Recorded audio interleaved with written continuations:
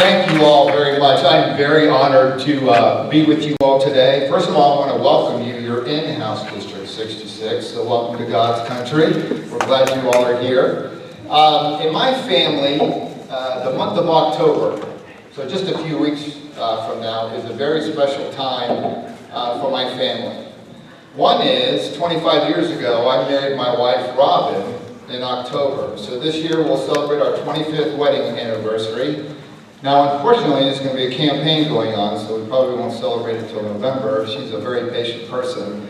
But she's blessed me with 3 children. We've got 2 daughters in college, one at the University of Texas, one we just got done visiting with at East Texas Baptist University, and then we have a son at Plano West named Sam. The other thing that's really special for me in the month of October is back in 1930, my grandparents left their native country and came to America. I'm the grandson of immigrants.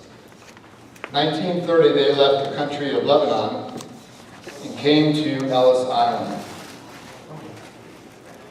They loved America, and they went through a lot to get to America. I had the privilege of speaking to my daughter's graduation class when she graduated from high school. And so I took a journal from one of the people that were on that boat with my grandparents. And so it wasn't my grandparents' journal, but it was from somebody else. And I read them from that journal back from that boat trip from 1930, leaving over across the Atlantic from Lebanon to the United States. And in that journal, it talked about the horrific conditions on that boat. There was overcrowding, there was stench, there were people sick and dying on that boat.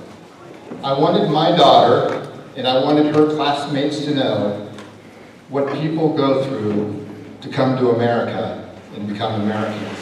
It's something profoundly special. And I'm obviously grateful to my grandparents for traversing the Atlantic, taking over 2 months to get here to the United States.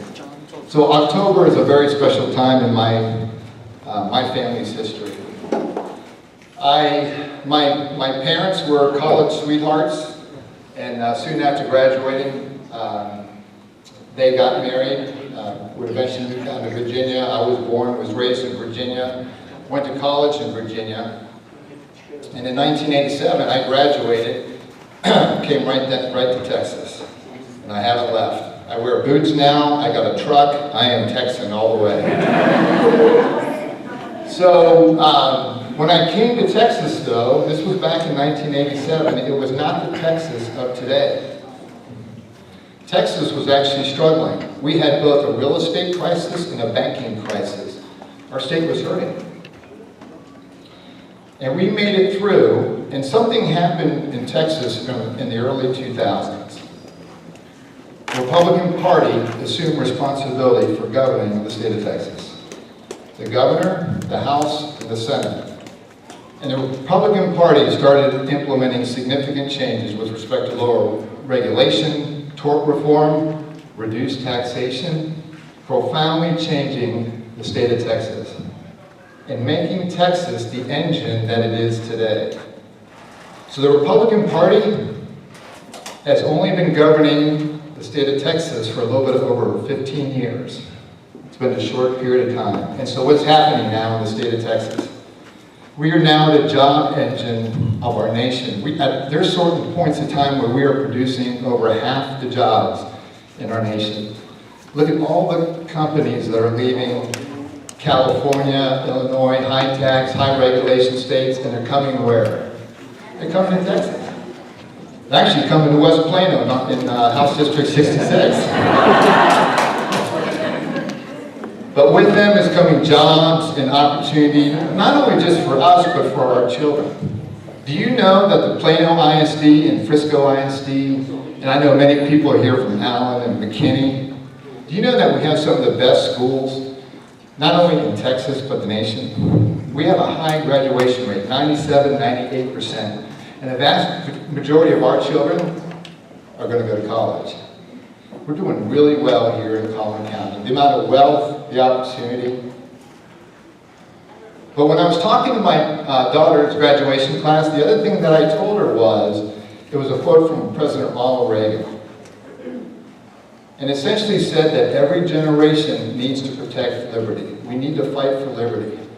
Liberty is not the status quo. If people aren't always together, and we want to ask you to come alongside with us and maintain our liberty. But if people aren't fighting for that liberty, we will lose it. And I've talked to a lot of you, either here or I've knocked on your doors, and I know that you came from somewhere where your liberty was sacrificed. I know that, and I appreciate that. So we want to join along beside you and protect that liberty.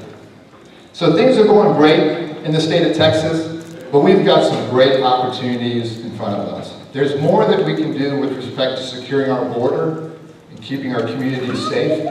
We need to support law enforcement. They are sacrificing their lives for us every day. We need to stand with our law enforcement. Do we not?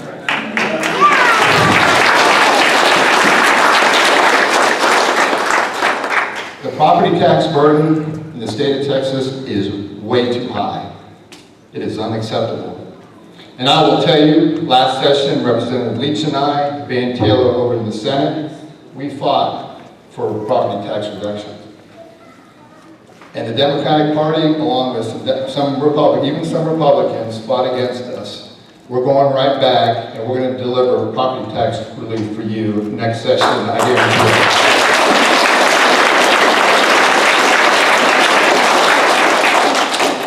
We do have great schools here locally. Our kids are going to be perfectly fine. I mean, heck, we got $70 million football stadiums. I think we're doing pretty well here. But there are parts of Texas where the kids aren't doing well. And there's some changes that we need to make. We have got to focus on our next generation, our next workforce. One of the reasons why all these companies are coming to the state of Texas, Toyota, Liberty Mutual, FedEx Office, on and on and on, is because of our workforce. So we need to make sure statewide we are developing our workforce. So we need to take a look at things like merit pay for our schools. We're a meritocracy. You should go to college based on your merit. You should get your job based on your merit. If you're a teacher and you are an awesome teacher and you're taking care of those kids, you're loving on those kids, then you should be paid more than some of the other teachers. So we need merit-based pay. If you look at the statistics, the kids that are hurting in the state of Texas education-wise are low income and English as a second language.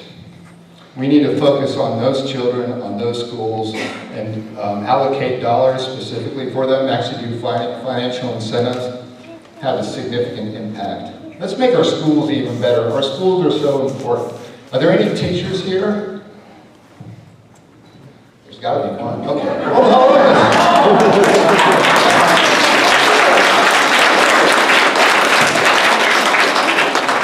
That's State Senate candidate Angela Paxton, that is a teacher, who, by the way, will be awesome in the Senate, a real advocate for education. We all fight very hard for education. We love our teachers, and we want to take care of our teachers, and we're going to take care of our teachers. But we're going to actually hopefully have a legislator that has that education background. She's been teaching and been a counselor for years and years and years. So we need to make that a priority, take care of our teachers as well. So look, any of the problems that the state of Texas has is because we're so darn successful. I mean, we got to worry about transportation and water and making sure our next generation's education. Do you know why we worry about all those things? Because we're growing. Because so many people are moving to the state of Texas. The state of Texas population grows by 1,000 people every day. Collin County, 70 to 80 people move to Collin County every day. And I think based on the traffic, they all have 3 cars. So we got a bright future. What we need to do is we need to recognize as citizens that things in Collin County, things in Texas are going great. But they weren't always that way. So we need to remember the Republican leadership that's in place, both Governor Abbott, the House leadership, the Senate leadership. We need to work hard together to maintain not only our prosperity and how well things are doing, but also our liberties. God bless each and every one of you, and thank you for being here. Thank you.